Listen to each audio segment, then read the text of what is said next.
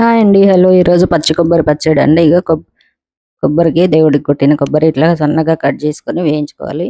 అంటే కడాయిలో ఆయిల్ పోసి జీలకర్ర, శనగపప్పు, ఎండుమిర్చి, ప్రతి వీడియోలో పచ్చిమిర్చి అని వస్తుందండి. కాదు, ఎండుమిర్చి, కరివేపాకు ఇవి వేసిన తర్వాత ఒక్క నిమిషం వేయించి కొబ్బరోళ్ళు కూడా వేసుకోవాలి. మనం కట్ చేసుకున్న పచ్చి కొబ్బరిలు వెనక బ్రౌన్ కలర్ ఉంటది, అది కూడా తీసేసిన నేను.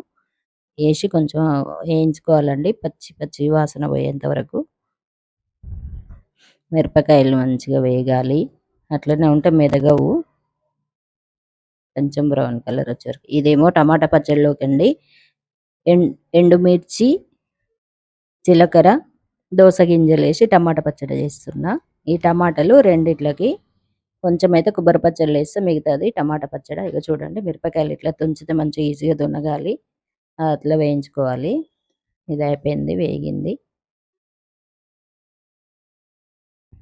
ఇప్పుడు టమాటాలు ఇగ కడాయిలో టమాటాలేసినెమ్మటే ఇందులోనే కొంచెం పైనంగా ఉప్పేసుకొని కొంచెం వేగినాక ఇంత పసుపేసినండి. పసుపేసి మంచిగా మగ్గనియాలి. మూత పెట్టకుండా వేయించుకోవాలి. మూత పెడితే వాటర్ వాటర్ వచ్చేస్తది. అయిపోయింది, ఇది కూడా చల్లారబెట్టిన. చూడండి, ఫస్టు దోస గింజలు మిక్సీ పెట్టిన. ఇప్పుడేమో ఇది టమాటా పచ్చడి అన్నీ కలిపి వేయించిన కదా, అందులో కొంచెం టమాటాలేసిన. ఏసి మిక్సీ పట్టిన, అది అయిపోయింది. ఇప్పుడు దోస గింజలేసి అందులోనే టమాటాలేసి మిక్సీ పట్టేసిన. టమాటా పచ్చడి రెడీ అయింది. ఇప్పుడు పచ్చి కొబ్బరి టమాటా పచ్చడి